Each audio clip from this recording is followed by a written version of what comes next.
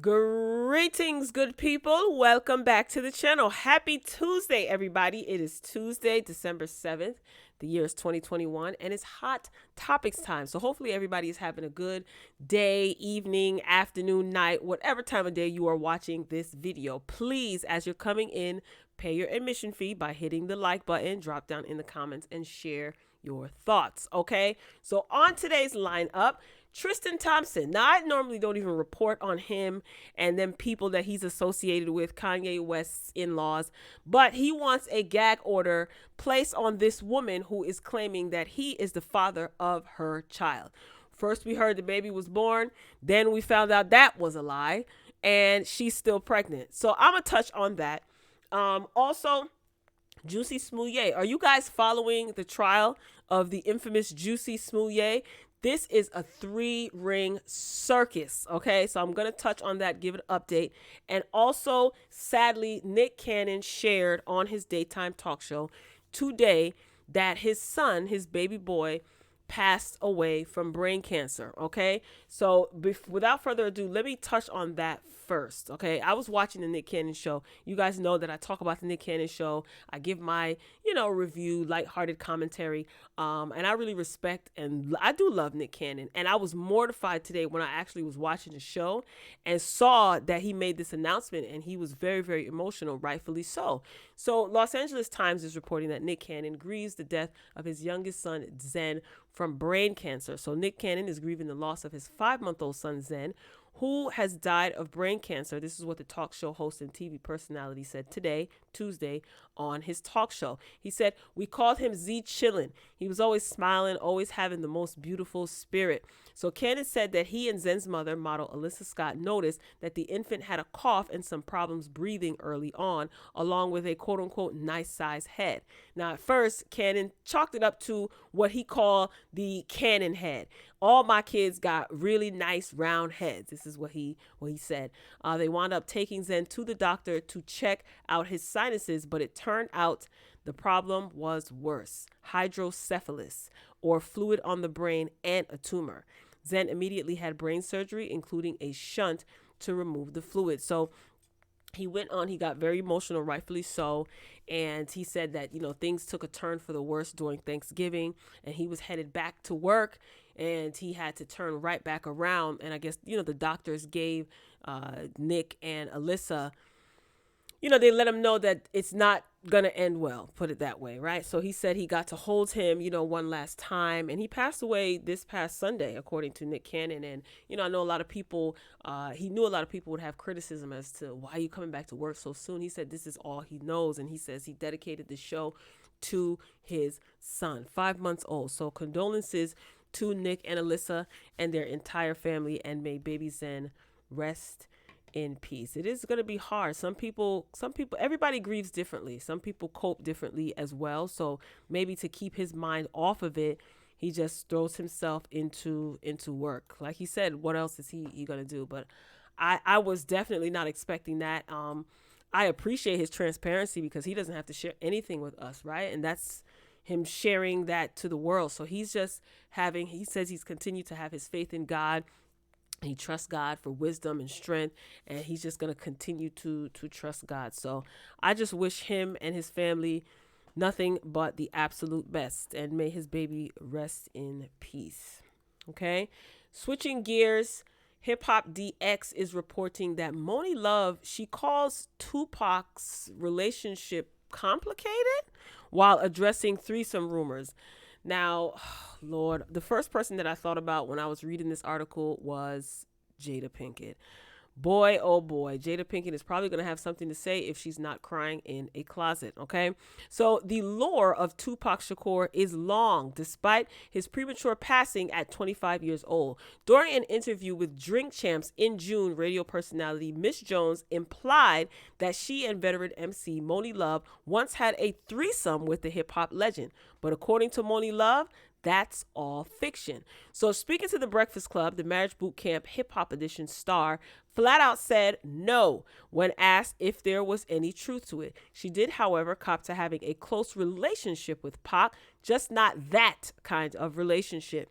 The timeline is off, she explained. When I was around Pac heavily, I didn't even know Jonesy yet. I hadn't met her yet. I remember everything about that night, though, but I don't remember whose party it was. I don't know, or I know it was at Roseland's, but I don't remember whose party it was. If it was TLC's platinum party for the first album, or if it was Def Jam Christmas party. Okay, a lot of really cool events, big events happened at Roseland back then. This is what she's saying at the Breakfast Club. Now, I wish I could play it, but I can't, so that's why I'm reading it. The article continues, I do remember she and I went together. As a matter of fact, I, and Angie Martinez rolled up together. I remember Pac being in there, and I remember him walking across the floor to say hi, and we leaned in, and he hugged me. He hugged Miss Jones, too. He did say something in my ear, and what he said to me was, I don't care how many times you get married, you're always going to be my ninja. Pac is so romantic, isn't he? Moni Love went on to recall touring with Queen Latifah in Digital Underground when she was just a teenager. Tupac, who was a backup dancer for Digital Underground at the time, wound up sharing living quarters with the London-born rapper. Although Moni claimed that they never slept together, she called their relationship, quote unquote, complicated. Sounds like a Facebook status. She goes on, he wanted to call it that, a relationship, she continued. I did not, but we did sleep in the same bed together every night on tour. This is because myself and one of Queen Latifah's dancers, 007, Allison, she was my best friend. She and I shared a room. Pac was with Shock G, so when he had company, Pac would be kicked out. So Pac, me, and 007, Allison, we became like the Three Stooges. He and I became like that also. Then she goes on to say, he and I got really, really close. It was like, okay, we're doing everything else but that. Why don't we do that? This is him talking. We're doing everything else. We kiss. We're playing house. I was like, no, I don't want to do that. So basically, Pac was like, we doing everything. Why can't we just seal the deal with getting physical? You know, let's do the do. Moni said, Moni said that she was worried getting intimate would ruin their friendship. So she kept him at a certain distance. Still, Pac never forgot about her. Even as he was blowing up, he tried to get Moni Love to come see him. As she explained, Pac was on the set of Juice when he attempted to meet up, but she was married with a child and turned him down. Of course, you know, Tupac would, he didn't live to have children of his own. And then they go on to talk about how he met his demise. Now, honey, the first person, like I said, I thought about was Jada Pinkett Smith, because what is she going to have to say about this? Very, very interesting. Seemed like Pac had a lot of special / complicated relationships with a lot of the ladies. Okay. Look at you, Jada, over there. Damn near ruining your marriage talking about Pac so much. And you wasn't the only special one. Ain't that something? All right, moving on. So realscreen.com and many other media outlets are reporting that A&E is set to premiere a docuseries about the secrets of Playboy. So this is supposed to premiere in January. This is Holly. Remember they had a reality show back in the day about all of, I think Kendra was there, Holly, all of the little Playboy bunnies, and they was living in the mansion. Well, listen, apparently it was a whole lot of foolishness going on at that Playboy mansion, like we all knew. And I am glad that this is coming out. I think this is a 10-part docuseries. And Holly basically talked about how Hugh Hefner was verbally abusive. He was physically abusive. Some of the staff, former staff, said that there were mood-altering substances that were given to the ladies, and they were in abundance, if you follow along. And I want them to tell it all. Tell everything. Disgrace this man's legacy. There are people who have done way less and nothing close to what this man is being accused of, and what a lot of people who have visited the Playboy Mansion has said that they seen, witnessed firsthand, and they got nailed to the wall. And this guy, he walks around in his robe looking like the Crypt Keeper. Okay, and I know he's no longer here, and I think it's unfair that he's no longer here, and now all these secrets are being revealed. I wish it would have been revealed while he was still alive, so he could be held accountable, like they hold everybody else accountable. Rightfully so. There shouldn't be any statute of limitation on this type of perverse behavior that he is being accused of. Okay. So y'all make sure y'all watch that. So it's going to be premiering January 24th at 9 p.m. on A&E. Okay. But I saw the preview. I wish I could play it. Type it up on YouTube. Okay. Secrets of Playboy, A&E, and look at the trailer. All right. So I'm definitely going to be tuned in because I want his legacy disgraced. Okay. It should be disgraced. Speaking of disgrace, let's keep this train moving, okay? TMZ and everybody and their mama is reporting about Tristan Thompson. So just to catch you up to speed, there's this girl who Tristan Thompson was training with, or she was his trainer, or whatever the heck she was. He was sleeping with her. She's supposedly pregnant, and she said Tristan is the father, all right? Y'all know Tristan goes with Kanye West's sister-in-law. He has a kid with her. They broke up. They got back together. They broke up. They got back together. But I guess they're together now. And now this scandal has emerged. All right. So Tristan can't keep it in his pants. Everybody knows that. So now he wants an emergency gag order in this paternity case. Now, the crazy part is that TMZ reported that this girl had a baby, and she was on social media and she posted a picture of a baby, but it wasn't her baby. It's one of those Google photos that she snatched down and presented as if it was her child. So apparently she didn't have the baby yet. So she's still pregnant.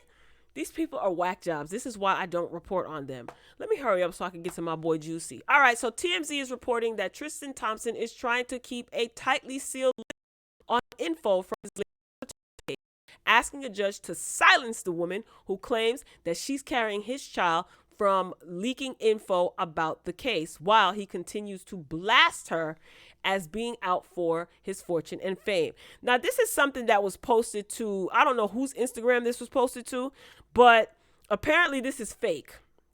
All right, this is what the people were saying in the comments. So allegedly, Tristan sent this to the girl, and it goes, "You know how I feel. My feelings haven't changed at all. Won't be involved at all. By the way, if you think having this baby is going to make you some money, it's completely wrong. You are aware that I'm retiring after this season, so in terms of support, it will be whatever is required monthly for someone who's unemployed. It's Texas, so it will be only a couple $100. So you better off taking this $75K I'm offering, because you won't get nothing near that with having a kid with a father who's unemployed. All you will have is a baby with a father who has zero involvement with the child and a few $100s of child support a month." Y'all think Tristan wrote this? The article continues. The NBA star filed an emergency petition Tuesday in Harris County, Texas, asking the judge to issue a gag order in the case, barring the parties, himself and Mara Lee Nichols, from speaking out about the case as it plays out in court. Tristan points to multiple instances in which he believes Mara Lee has violated what he claims is a confidentiality order the judge orally granted earlier in the case after she sued him over paternity. You broads are so lame. In the docs obtained by TMZ, Tristan claims Mara Lee has been doing interviews with the media, leaking personal info, and even taking to IG and other social media to spread what he says are blatant lies about himself and his family. Specifically, he claims certain Snapchat messages, which Mara Lee has claimed were sent to her by Tristan, were fabricated. The reason Tristan thinks that she's doing all this is to achieve some sort of notoriety and gain for herself in this lawsuit. That's a picture of the girl pregnant. Bottom line, Tristan wants to keep this entire proceedings under wraps, including any discovery or evidence submitted by either side. He also wants the court to sanction Mara Lee for the alleged leaks. Now, this is where it gets interesting. To hit that point home, he wants a judge to force her to fork over a $30,000 bond to ensure she has some money on the line if she breaks the confidentiality order. This sounds like something that Kanye West's mother-in-law, this some deep contractual ish.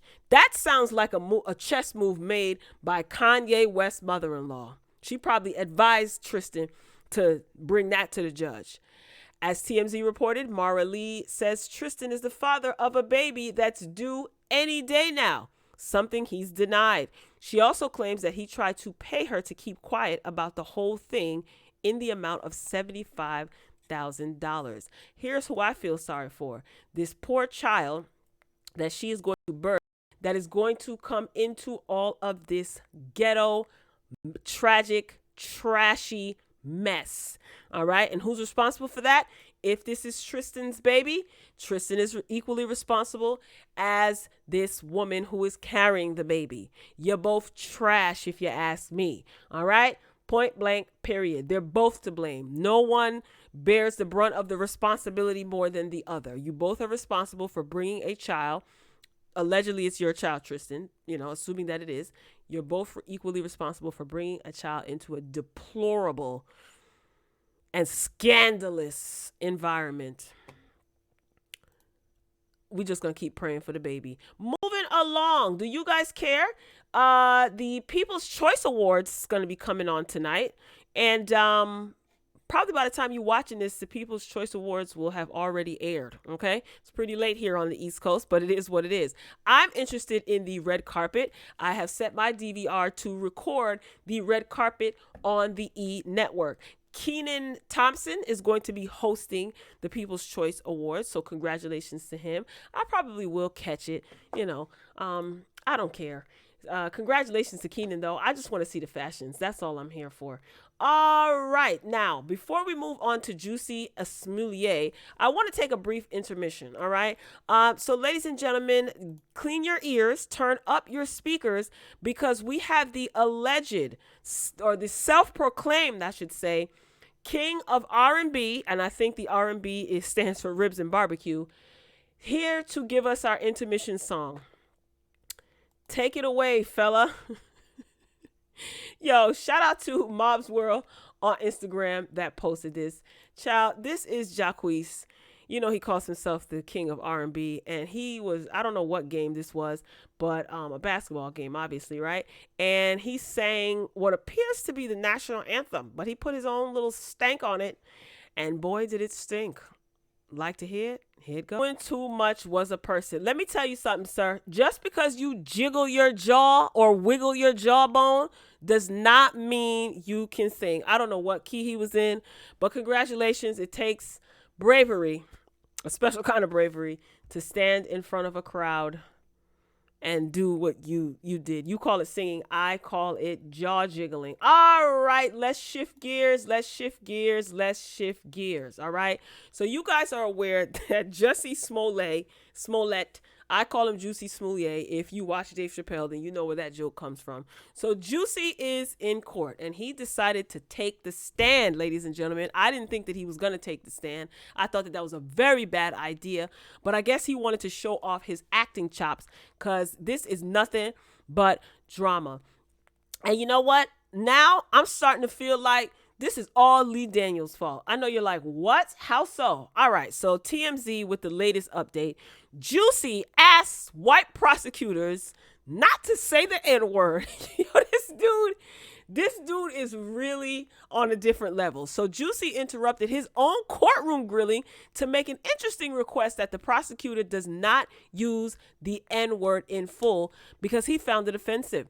So the Empire actor stopped prosecutor Dan Webb, who's white, during his line of questioning during cross-examination Tuesday, and flat out asked the guy to stop repeating the slur while quoting messages Jussie had sent to the Sundario brothers on the day of the alleged attack. Okay, Jussie said in court, "Can you spell or say the N-word out of respect for every African American in this courtroom? You've been saying that word a lot." Now, can you imagine, this man is on the stand and he just, you know what? I respect it. And that's why until Jussie is proven guilty, he is innocent in my eyes. And justice for Jussie. Justice for Jussie. Y'all take a look at these cartoon drawings. Who the hell is that supposed to be on the stand? That's supposed to be Jussie? Man. You know who he looked like? Ooh, he looked like the Colonel from A Different World. I always say Colonel Sanders, but I know that that's the Kentucky Fried Chicken guy. But what's his name? What is the guy's name? Colonel. And Jalissa started dating him, and he was Dwayne's math teacher. What was his name from A Different World? Colonel something. I can never remember his name. Anyway, the article goes on. Webb made a compromise asking that Jussie read the messages himself, which he apparently did. One of the messages Jussie read himself from one of the Sundario brothers, which said, "Ninja, finally made it, just landed, ha ha." After cross-examination, Jussie stepped down, or after cross-examination, right? Jussie stepped down and the defense rested its case. Closing arguments are expected to begin mañana.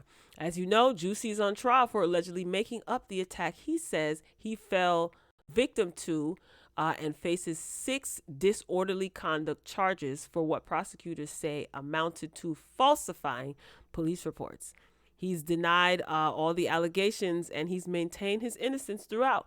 And like I said, until y'all prove him guilty, he is innocent. I still stand firm that the authorities did not do their job and they did not solve the crime. Just because you couldn't solve the crime doesn't mean that it didn't happen. Now, yesterday, I wanted to come and give an update about Jussie. I gotta leave this cartoon up here. This drawing is sickening. Come on, Crayola. Yo, why does he look like this? Anyway, there were oh god, for whatever reason Jussie decided to divulge some information that I don't even understand the purpose of him talking about a sexual relationship that he had with one of the Sundario brothers. You know, there was a bathhouse involved. There was some sticky icky and some snow, if you know what I'm talking about, powdered donuts involved at a bathhouse, and some touching and groping and self-pleasuring. Why does the jury need to know this? When I tell you that I can't, I don't know. I'm trying my best to keep up with this. Every time I read something about this, I burst out into uncontrollable laughter. Thank you for the entertainment. I'm starting to believe that this whole trial is distracting us from something, because this is a shit show. Okay? I'm just going to go and say it. All right, y'all. That's all I got. Ain't got no more. Drop down in the comments and share your thoughts. Tell me what you think about any of the topics discussed. All right. Make sure you pay your admission fee before you leave if you haven't done so already by hitting the like button. All right, y'all. I'm out. I love you for watching. As always, until next time. Peace.